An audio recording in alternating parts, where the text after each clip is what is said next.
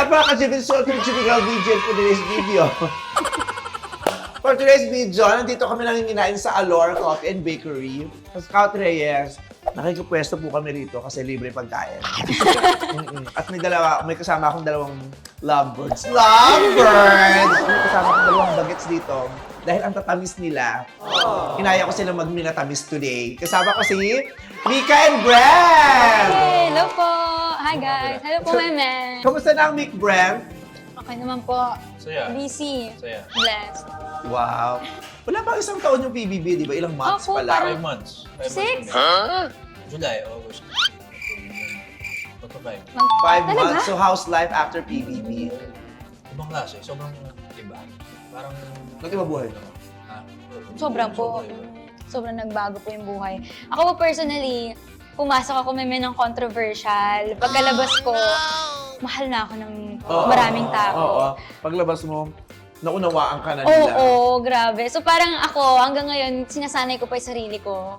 Na nagusto ka nila. Nagusto ako! Kasi masali kang binabas kanila. Masali kang Oo. busit sila sa'yo. Sanay akong tahimik lang. Hindi mo tahimik, pero like, alam mo yun, pag nababash, tahimik lang, ganyan. Pero ngayon, parang nabibingi ako sa pagmamahal. At saka totoo yun, di ba? Parang mas masarap ka ngayong mag-content tapos malaya ka. Oo. Kaysa yung dati, di ba?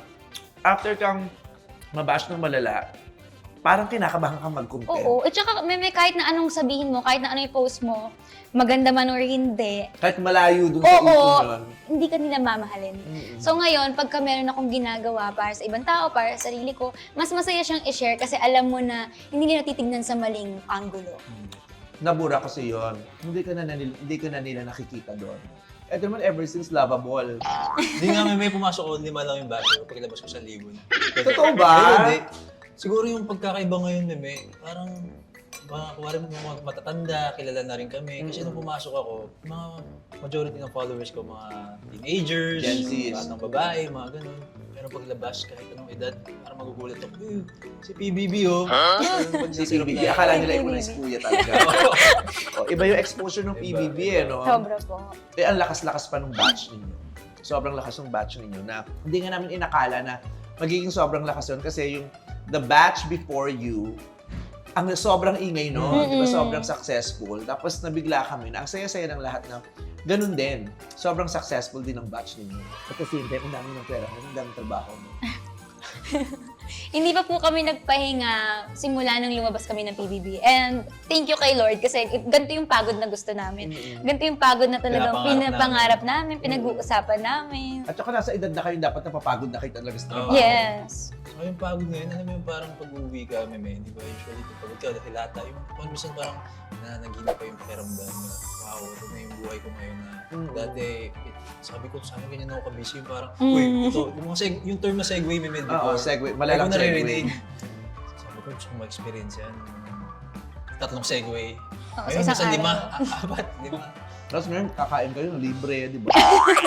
Pagbabayarin niyo ba kami rito? Huwag na, katabi ko naman yung tissue niyo eh. I-focus niyo na lang lagi. Para Ganito na libre lang kami. pa nagaan. Habang kumakain. Kasi ano masarap talaga ang fish, yung tawang titsugahang. Masarap talaga. Talaga. Ay, ang sweet. Yes. Meme, sorry! Wow. Tawang-tawa. Hindi ko, na-cut off guard May ako. turo pa Sorry. talaga. Bakit kayo nagpilian sa dulo? Ano pa lang, second week pa lang. Second week. Kasi nung second week namin, naging duo na po kami. Pero by fate po yun. Like, may rope po kami na pipiliin. Hindi talaga pili. Hindi po talaga pili. Kumbaga, chances You lang were talaga. brought together by destiny. Wow. By the rope. Sa nga to, Meme, nung magpipilian na ng iba, maghihiwalay na yung duo na, grabe iyak siya ng parang Oy! nakakaya. Oy, ikaw din naman ah! Ikaw yun. Pero sad ka, di ba? Pero ikaw yung umiiyak. Ay, taray. Love Pero you. sad ka. Kuya. Oo, sad ka kaya Ganyan. Saan sila ng ganyan? Ganyan sila, away-awayan sila ng ganyan. Tapos bukas makalaw, malalaman mo mag-jowa na. Tapos makita rin, kachap-chapan na sila kung saan-saan. Bakit pinaiiyak? Sobra kang Sa loob po kasi ng Na-involve bahay. sa kanya. Sa loob po ng bahay, Meme, sobrang talaga, heightened talaga lahat ng emotion. So, noong time na to, kasi akala namin, kami talaga yung magiging final duo na noon. So, settled, ako personally, settled na ako na, okay, ito na yung mga kasama ko, buong journey ko sa PBB. So, ino-open ko na lahat sa kanya, pinapabit-bit ko na sa kanya yung mga burden ko sa loob. Tapos, bigla mapapalitan ulit. Oh, no! Kasi ang hirap Ano makisama. pinakagustuhan mo sa kanya? Bukod sa gwapo siya. Alam mo, after mo mula sa PBB, lalo kang gumwapon. Pero so, sa naman talaga kasi, Wow. grabe, sobrang wala kami makain. Parang nag-bloom ka, para kang nakalabas sa shell mo. Biglo-biglo tapos. Kasi maporma ka na dati, pogi ka na, pero ngayon, ang lakas ng dating mo, pinag-uusapan ka sa management ng mga meeting. So, bet ka ng mga marshals. Kaya pala alagang-alaga ako pag Security pa lang may bet sa kanya. Hindi management. Nung pumasok ka, kanino ka pinaka-nagagawa? May pagturo talaga ng kutsi. Wala, Meme, hindi ko naman inisip Sos! yun. Siyempre kahit hindi mo inisip, nakikita mo, di ba? Hindi ko Meron- naman- Sa loob natin, parang epekto, parang bet to, gano'n. Hindi ko kasi nakita yung mga housemate ng time na yun. Gusto ko ma-surprise. Kaya kapag pasok mo, kanino kayong, nung kumpleto na kayo, epekto. Kay Kuya, ayan na naman! Sarah. Ganun yung mga tanong. So, siya muna. Uy, ikaw tinatanong. O, ikaw sa girl scene. O, inaabangan niya, nabanggitin siya. Nakita ko talaga yung dulo ng Si Ate Clam, palimutan. Ate Clam. Ha? Chusera? Nagkakulubuman sa mata. Uy, hindi kasi. Ang safe no, nakakabuwis. Dali na sino sa lalaki. Nung lumabas sila sa kabilang, baka lalaki kasi ulo nito. May ayoko pinaparinig ito sa kanya. So siya talaga. Like, may dating talaga. Pero inamin na niya. Ha? Kailan ko inamin sa'yo? Kailan ko sinabi sa'yo? Ever since ikaw yung pinakamaporma. Madating talaga po. Iba yung maporma, di ba? Makukuha mo yung attention agad yung mga Kasi nagsa-stand out. Kasi lalo na kung lahat kayo pogi, pero pag may ibang forma, siya yung nagsa-stand out. So nag-stand out siya sa'yo. Nag-stand out siya doon. Bakit naman hindi mo maamin? Ano bang mahirap doon? Natatakot yung lalaki ang ulo niya. Malaki ba ulo mo? Oh, no! Ano bang korte? Ang ulo niya. Kasi may mga tsapad, di ba? May ulong tsapad, yung walang ganito. Sapad. At tsapad ka din. Ayaw mo ng malaking ulo. Ayoko mayabang. Ano yung ayaw niyong na-experience sa PBB? Secret room na. Ako tapatan. Saka sige. Ano yung secret room? Anong ginagawa doon? Pwede mag-sex doon? Sorry. Hindi. Alam mo, bata ka, nasaksak mo na yung sarili mo nung bread knife. Buti na lang bread knife yan. Sa vlog mo? Bakit vlog naman to, no? Hindi mo ito ilalabas sa Walang pagkatapos ng TV MTRCB. Patrol o sa gitna ng 3 o'clock habit. Oo, daw syempre. Ano yung na-discover nyo sa isa't isa paglabas na? Siguro Something na hindi nyo nakita sa kanya o narinig o naramdaman o nakita sa personality niya during the time na... Kasi di ba may mga ganyan na housemates sa paglabas yung, ay, ganito pala to. Siguro mas yung nakukwento lang, tapos nung na-experience ko na first hand, siguro yung family niya talaga. Kasi parang lagi yung nakwento may na sobrang close na ng family. Kasi ngayon nung nasa labas kami, pag magkasama kami, lagi sila magka-video call. Video call. Tatlo, parang 4 sila na iba-ibang parte sila ng mundo. Ewan ko kung magkakasama sila, Oo. pero nasa conference call sila lagi. Yun. Ano yung na-discover mong hindi mo masyadong kinaiinisan mo sa kanya ngayon? Minsan, pipika ako dito. Ano talaga? Burara. Sobrang yung cellphone, naiiwan kung san-san. Talaga. Tapos lagi may nawawala. Tapos yung mga gamit niya sa kotse ko, ano mga naiiwan niya. Makakalimutin po ako. Lagi kayo na magkasama sa kotse. Hindi, minsan kasi parang nakikisabay siya. Anong naiiwan mo sa kotse niya? Belt mo? Hindi ko, like, Sapatos, wallet, sapatos. Garter ng ganun. panty. Bakit naguhubad ng sapatos Hindi. sa kotse niya? Kasi po minsan, yun nga po, segue po kami. So, Nagpapalit iba-iba ka ng yung damit sa kotse niya? Yung sapatos po. Bakit sa kotse niya? Wala ka ba kotse? Oh. Minsan nagsasabay na kami. May Aba. same naman ng tawid. Napaka-arte niyo. Minsan din po siya sumasabay din, mga ganun. Hindi rin kayo naghihiwalay. Bet niyo ang isa't isa, no? Bakit? Ano masama doon kung bet niyo isa't isa? Single naman kayo pareho. Hindi, at saka, forgive me to say this, baka mawalan kayo ng tiwala sa akin. Pero nung lumabas kami, walang kemen. May naramdaman akong sa'yo. Oy, Diyos ko, wala pa ako kinakita mo mula na yung mukha niya. Naramdaman ko yung nyo, iba yung body language niyo towards each other. Iba. Kaya sabi ko kay Isne, magjojowan tong dalawang to, nararamdaman ko. Kasi nakita ko naman yung ibang PPB housemates din nang magkakasama. Iba yung dynamic, iba yung body language. Mararamdaman mo, parang may sexual tension. May ganon. Oo. O, di ba napainom ka? Napansin ko lang naman, hindi ko naman sinasabing totoo yun. Malay mo naman talaga, maisip lang ako sa kapwa. Masarap. Oo. Kaya di ba, niloloko-loko ko kayo di ba, nung lumabas tayo. Pero ang saya nun. Ang saya nun. sobrang Sabi ko, saya. kiss. Di ba, nagaganon-ganon ako sa inyo. Blackout na ako nun, Meme. Hindi ko na maalala yun. Pero hindi ko na ikukwento yung nag-kiss kayo kasi syempre ang atin-atin lang. Grabe si Meme, no? Mahilig pala gumawa ng kwento. Oo, gumagawa lang po talaga ako ng kwento. Nag-joke lang ako, ano pa. Grabe yung storytelling. Fan service lang yun, para kiligin lang yung mga fans. Ano yung hindi mo naman bet sa kanya? Ano, ano siya sa communicating. Maano? Mahirap siyang ma-communicate. Hindi siya masagot sa Hindi siya masagot, ang hirap tanungin, ganyan. Basta mahirap kausap. Akala ko, itatanong ko pa man din sa'yo sana yung... Kasi may chat group kami. Doon sa chat group, pag gusto kong lumabas, kasi sabi ni Mika, may pag gusto mo lumabas, gusto mo mag-unwind, pag nababagot yung mapag, tawagan mo lang kami. Pag walang ganap, samahan ka namin. Ito lagi yung pinakamabilis sumagot. As in millisecond. Yung parang abang na siya lagi sa akin. Lagi siyang nakasagot siya agad sa akin. Si Brent yung, it's either matagal siyang sumagot o sasagot siya the following day or hindi siya sasagot agad o hindi siya sasagot at all. Kaya tanong ko, sa akin lang ba yun o sa ibang tao pero sa'yo hindi?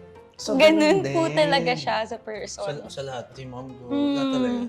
Bakit? Ewan ko kasi hindi ako ano yung parang mas gusto ko talaga yung in person. So hindi ko masyadong check yung mga messages ko. Hindi ako ma-open ng messages ibang mga Paano katulad yung, kunyari yung Paano pag important? may importante sa sabihin Yun sa nga, Mika? yun yung kailangan kong i-work on. Pero pag call naman, Meme, sumasagot naman ako. Sumasagot ka pag call. Sumasagot ako.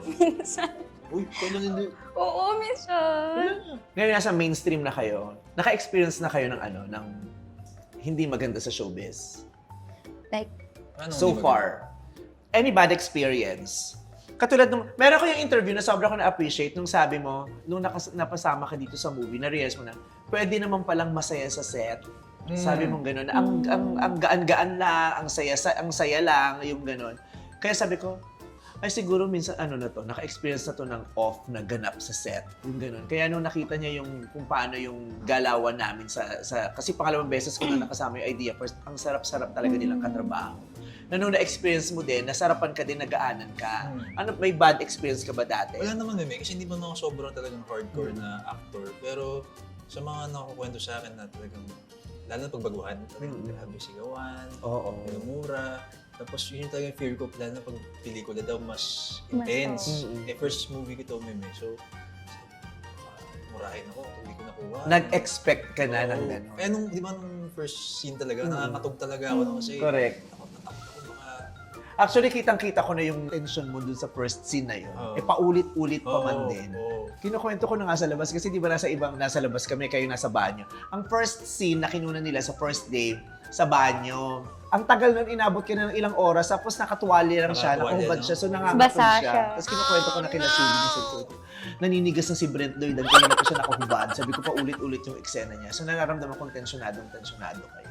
Yung akala mo na mangyayari sa'yo, hindi nangyari. Kasi hindi wala namang sigawan dun sa Nilapitan mo talaga ako nun. Dun parang yung takot ko eh. Mahirap talaga yung first. Mahirap. Kasi siyempre hindi mo comfort zone, bagong environment, bagong tao, di ba? Yung hindi mo malam kung paano patutunayan yung sarili mo. Magpapa-impress ka ba, di ba? Hindi ka pa relax, kaya mahirap. Tsaka kumbaga nangangapa pa po kami nun sa set. Yun po yung una naming taping day talaga sa kahit na after PBB. So kumbaga, if ever na umacting man kami before, rusty na, kumbaga. At saka yung hiya, Opo. Yun ang nakakakalawang. Pag nahihiya ka, pumapangit talaga yung mga kinikilos mo eh. Tsaka Meme, sobrang hiyang, ako personally, sobrang hiyang-hiya po ako sa inyo noon. Like, Bakit? parang, syempre Meme, ikaw na yan eh. So parang first scene pa, kaya hindi ako makatingin sa mata mo, hindi ako ng maayos, kasi Ako nakakahiya naman nahihiya talaga. din ako sa inyo kasi first scene natin, ang pangit ng itsura ko. Di ba yung role ko dito, lapot? Si Shubi nga ang first chika agad sa akin. Sabi niya, ay, atake ka dito. Kasi nga, ang pangit, sabi ko, Diyos ko, siyempre pag may bago kang mamimit, siyempre, di ba gusto mo pa-impress, gusto mo ganda-gandahan ka, artistahan ka, di ba? Mimimime ko. Pero, ang pangit ko nung araw, Diyos ko, first time nila ako makakasama sa eksena, ang pangit ko agad. Kaya si Shubi, ay, atake ka dito. Buti na lang, mas pangit sa akin si Esther. Kasi, sis, yun yung kulay berde yung mukha niya. Sabi ko, buti na lang, hindi ako yung pinakapangit sa set. Mas pangit yung ginawa kay Esner kasi nilagyan siya ng pintura sa mukha. Nang sama-sama din ang loob niya. Parang first scene, first shooting, first naming eksena ni Meme, tapos ganito yung itsura ko. So nagkakahiyaan talaga kami. Si Clarice lang talaga yung maingay tumawa ng mga panahon. Ano yung best part of being in showbiz? You get to work with people na talagang nilulook up mo before. Katulad nito, sino mag-aakala na makakasama kami sa yung first movie namin, MMFF with you. So parang yung experience na yun yung pinaka-sobrang hindi ako makapaniwala hanggang ngayon. Wow. Ako may siguro yung pamilya ko, yung proud na proud sila sa akin. Every time talaga. Kanina na may nabasa ako nag-quit mom ko kasi naka-receive kami ng award kanina. Parang grabe, parang kahit award ko yun, parang pakiramdam niya siya yung tumanggap. So, recognition. Sa lahat ng pinag-usapan natin ever since, ito yung pinakadamang-dama kong sinabi mo. Nakita ko sa mata mo. Nabasa yung mata mo. Oo. Nabasa yung mata mo. Kahit na kasi you have always been an achiever, di ba? Academic achiever ka, lagi kang may medal, lagi kang may award, graduate ka ng may distinction, di ba? Summa cum laude, di ba?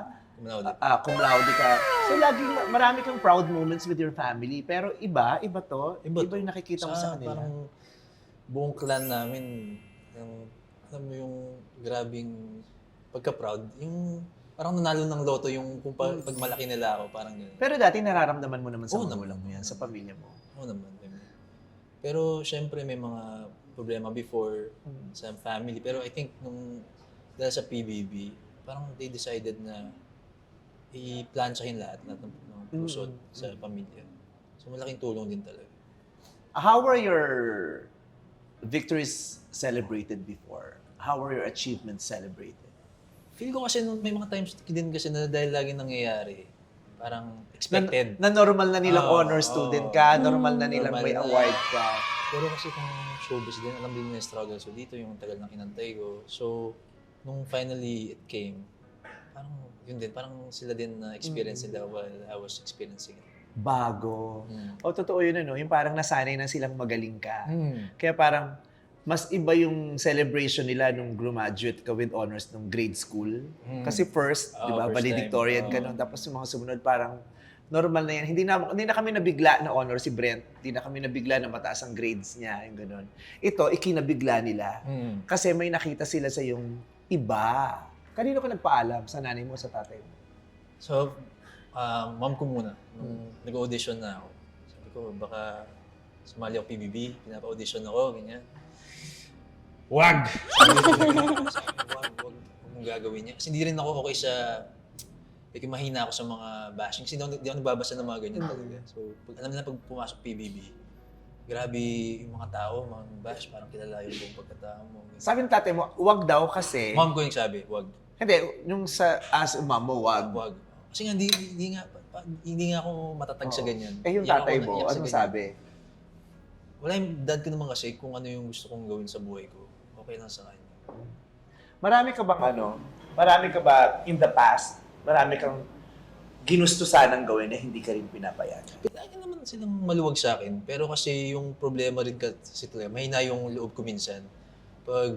Yun nga, pag makabasa lang ako ng di maganda, grabe, as in ilang araw akong di makain. Before to may simula pa lang ako, nung nagmo-model pa lang ako.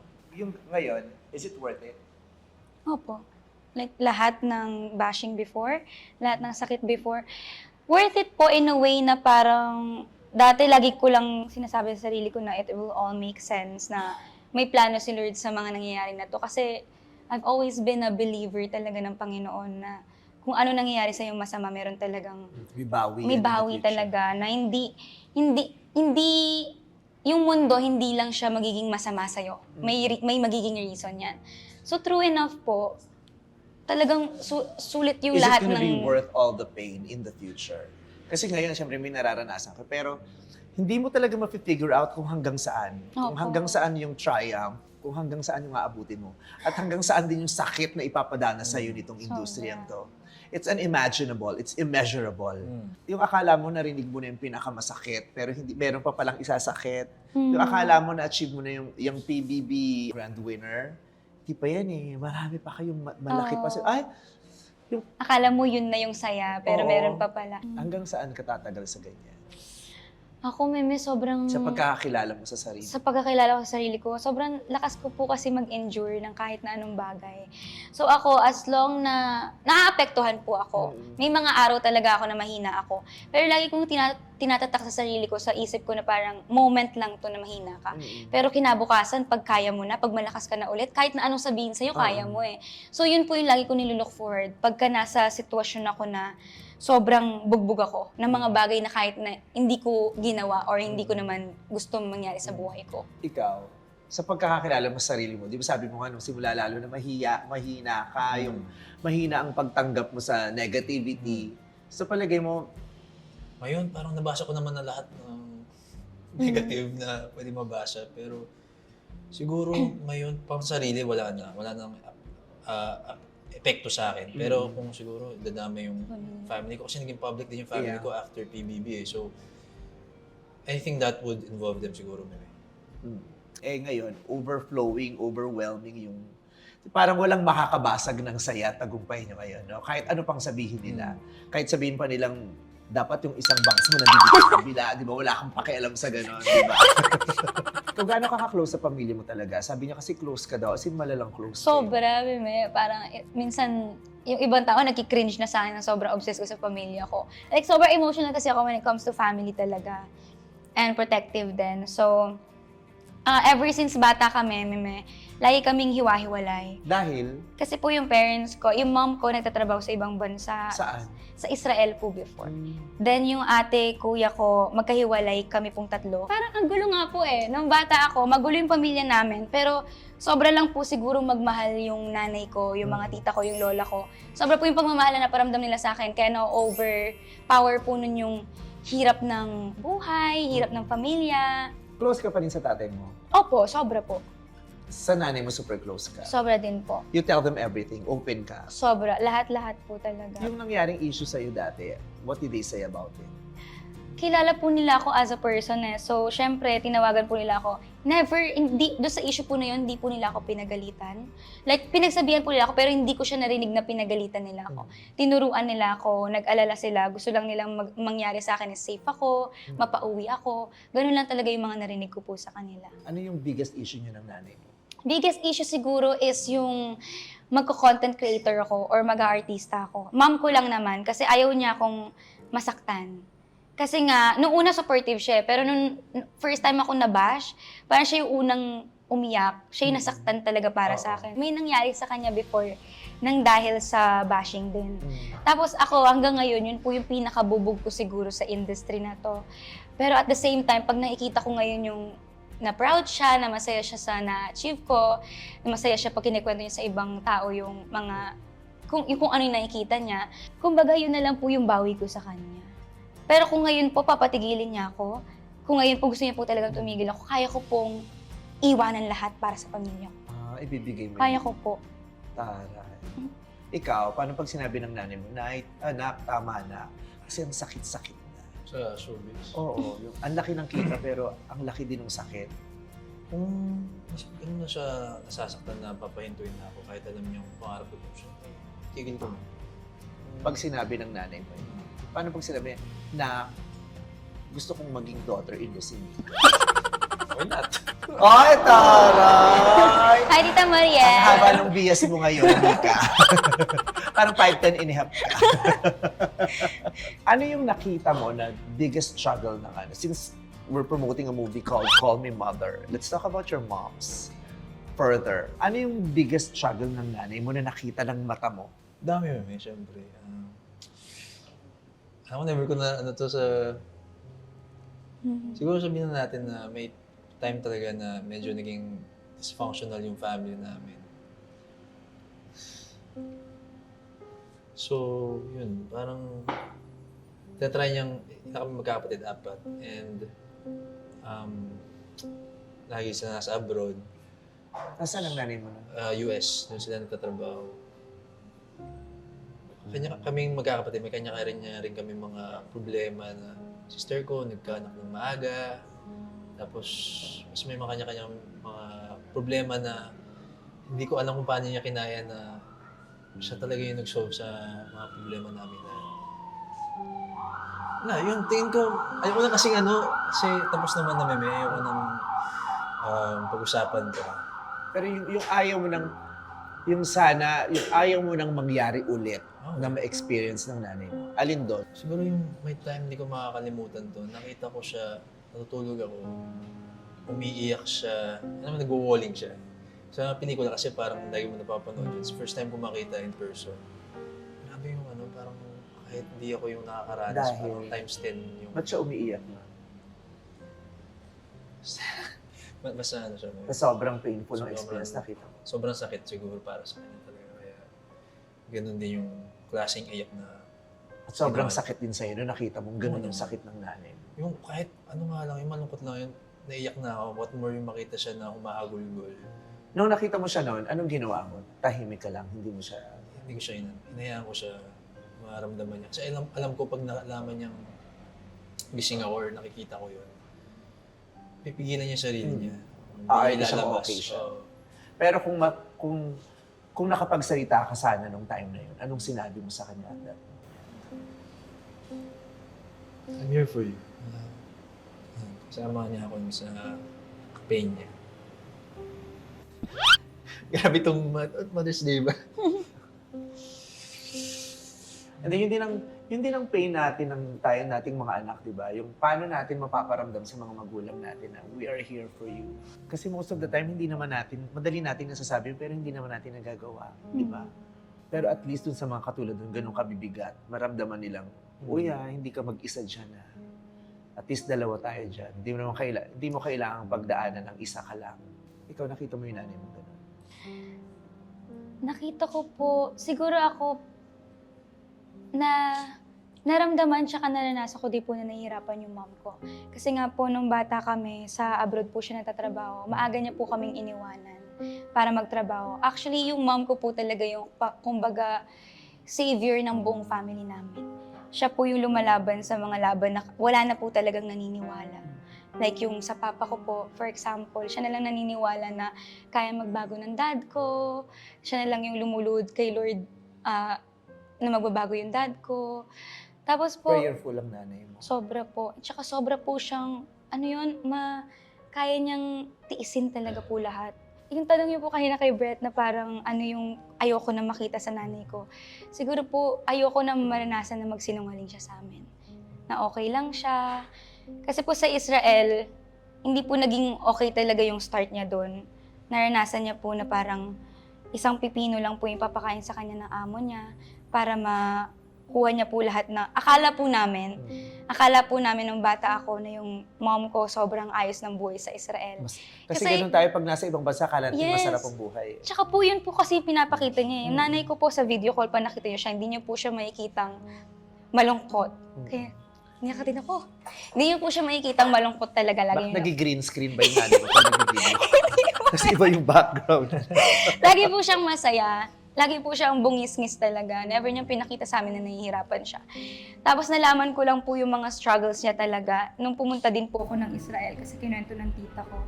Yung naranasan niya. Sabi ko, open tayo sa isa't isa. Simula bata ako, parang best friend kita. Pero bakit yung mga gantong bagay hindi ko alam sa'yo? Bakit yung mga gantong bagay natago? Kumbaga, yung... Bakit pipinong pinapakain sa kanya? Ba't hindi carrot o broccoli? Pero yun Anong po... meron sa pipino sa Israel? Pinagpala ba ang pipino sa Israel? Meme! Pero yun po, pipino po talaga pinakain sa kanya na amo niya. Ang lapit pala ng istorya nito, ng pelikula natin sa inyo. Sa ating, parang pare-pareho pala tayo ng istorya. Umalis yung nanay natin. Iniwan tayo panandalian para makipagbuno sa ibang bansa, para may kainin tayo at matupad yung mga pangarap niya sa atin. Was there ever a time na nagtampo kayo sa nanay niyo? Kasi naiwan kayo, naiwan tayo eh. Kasi ako, kunento ko to sa na-feature ko sa MMK yung buhay ko. Nung magsisimula pa lang ako. Yung kinakwento ko doon yung tampo ko sa nanay ko. Kasi ako yung youngest in the family. Tapos, ako yung naiwan. Yung parang, hindi ko na ang hirap nung growing up. Yung hindi ka pa talaga mature, ang dami pa hindi alam. Tapos ikaw yung pinakabagets. Tapos, hindi mo kasama yung nanay mo. Di ba may age tayo na ayaw na natin kasama yung mga magulang natin. Pag magbibinata, nagdadalaga, di ba? Mas na-enjoy natin pag kasama yung mga barkada. Pero ako, bata pa lang ako, wala pa ako sa ganung age, wala na akong nanay. So nagtampo talaga ako. Ako nalaman na lang na nanay ko, masama loob ko sa kanya na napanood niya na sa TV.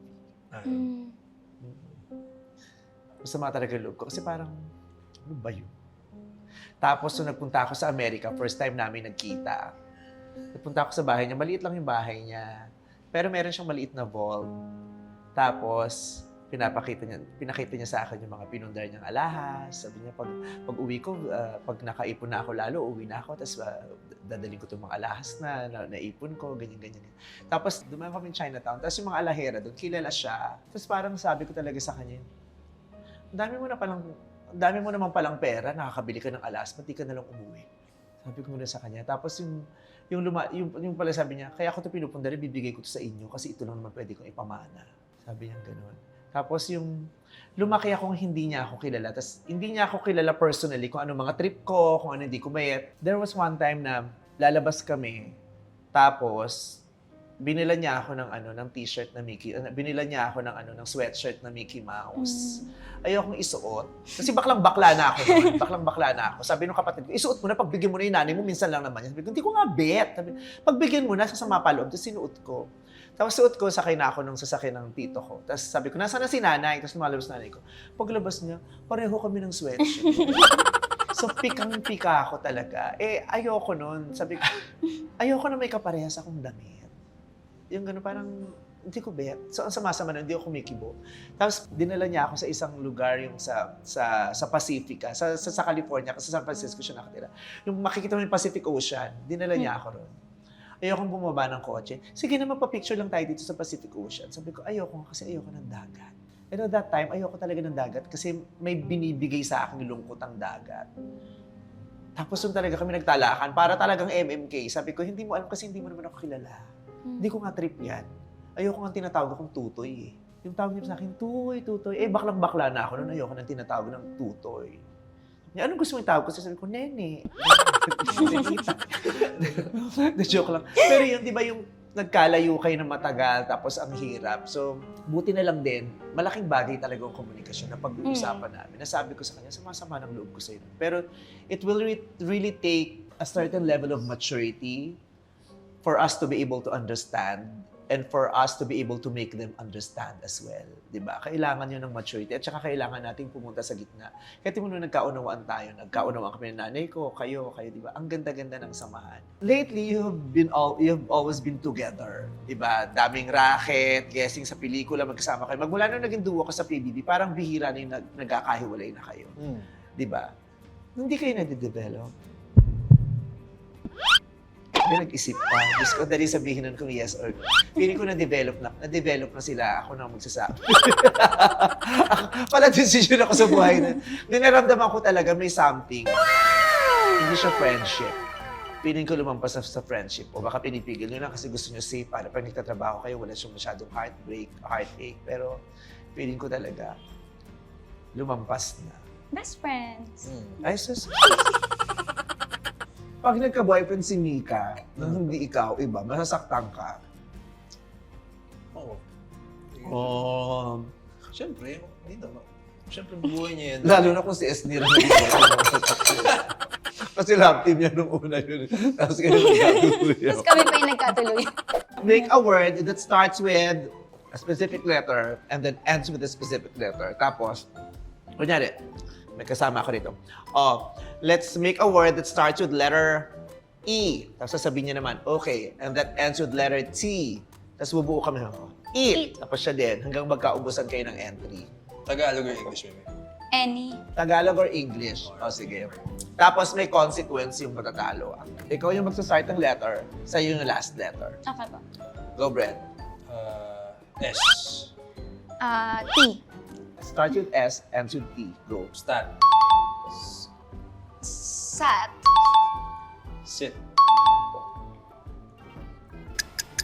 1, 2. Suit. Pwedeng suit. Pwedeng suit. Suit, suit. Yeah. Sleuth. Ano yun? Sleuth. Eh, Slot. dapat T. Ay, slot pala. Ay, wrong ka. 1 point na si Mika. Okay, okay. Okay. Oh my God. Okay, ikaw naman yung first letter, last letter siya. Age. Letter? H. Naku, kapampangan to. Lagi wala ng H to. Ay, may H pala siya lagi. H siya, last letter mo. Okay, nag-isip R. mahirap gusto maka-point. R. First letter H, last letter R. Go. R. Her. Her. Hair. Ha? Hair. Hair. Here. He- Here. Ay, pwede H-E-A-R. Okay. Horror. Horror. However. Oh yeah, one word yun. Go. 1, 2, 3.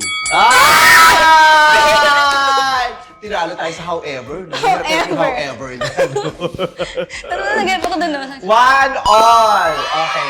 Ako magbibigay ng letter. First letter, T. Last letter, I. T, tas Pwedeng I. Tagalog, ah. 1. Nasa dulo na ng... Tingi. Tingi. Tingi! Ay, pwedeng tingi. To be. Ah, tutubi. Tili. Tili. Tutuli. Oh. Titi. Sabi sa'yo, nasa dulo na ng dila mo eh. Go. TB. TIBI. 1, 2, 3. Ano pa ba? Ay, nako, dahil natalo ka, Mika. Meron kang consequence. Pero depende rin lang kung gustong ako ni Brent yung Depende consequence. sa atin. Para makita naman yung ating Call Me Mother shirt. Yeah. Oo. Kailangan hawak niyo to dito. Tapos, may ilalagay tayong plate na may paper plate na may arena. Kailangan hindi mo tumatapon pag tinanggal namin yung yung weight sa ilalim. Gusto mo ba si Mika? Paano ba Hindi, gagawin? sige, gawin natin pareho. Gawin niyo pareho. Ah. O sige, si Mika muna, tapos after ni Mika gagawin mo din. Okay. Kailangan di siya matapon, ha? O, tatanggalin namin. Magbabawas kami ng ng weight sa ilalim. Kailangan dito siya. Bibilang ka ng 5 seconds. Pag 5, magbabawas tayo. Go. 5, 4, 3, 2, 1. Natapon niya. Natapon niya. So, ikaw Parang dapat naman. nakaganyan. Ay, parang gusto mo pa. Kay Brent gagawin natin yon. O, nasan pa yung isa? Ang laki pala ng kamay mong bata ka. Anong size ng paa mo? 11. 10. Ayan, tapos yung face forward. Kayo po ang magbilang. 5, 4, 3, 2, 1. Ay! Hindi. Matalino. Hindi na biktima. Well, anyway, thank you very much, Mika and Brent. Thank you very much for saying yes to doing Call Me Mother with us, with me and Nadine. Maraming salamat. Binigay niyo sa amin yung first movie experience ninyong dalawa. Sana nag-enjoy kayo. At ako personally, nag-enjoy akong kasama kayo at nag-enjoy ako. May nabuo tayong friendship. Super happy ako doon. Super happy ako nakalabas na tayo at nag-uusap tayo every now and then. Thank you very much. Merry Christmas. Kami naman may gusto rin namin magpasalamat. Kasi grabe yung ganitong experience na before pangarap na talaga namin. Lumaki kami na. Hoy! Walang Bata kasi ko nagsimula eh. halong yun. Child star ako. Pati namin kaya maraming salamat. Sobrang salamat po sa tiwala na binigay niyo po sa akin. Sa mga susunod yung projects, I will always be here to support the both of you. Thank you very much. Thank you so Love much. you guys. Love ko talaga silang dalawa at saka feeling ko talaga mag-jowa na sila. Anyway, Call Me Mother, an official entry to the Metro Manila Film Festival. This December 25, kami po ang magkakasama namin si Nadine Lustre. Who else? Sina Esnir po, si River, si Shuvi. Clarice. Sweet, si Tita MC, Carmen. si Iya Mina. At saka syempre yung anak namin dito, si Lucas Andalio na napakagaling, directed by June Robles Lana. December 25 po at mag-iikot kami sa mga sinihan, magkakasama kami. Maraming salamat po. See you po! So yun lang, GVGV lang. Thank you! And of course, thank you very much din sa Allure Cafe and Bakery dito sa Scout Reyes Corner, Scout Chuatoco. Maraming salamat po sa pinakain nyo sa amin at sa iuuwi naming mga pastries. Pinaunahan na namin. Oo, mag-uwi siya sa Tarlac ng pastries at saka padadala niya ng pastries sa Amerika. Mas masarap to kaysa sa ano. Charot. Thank you, Allure. Thank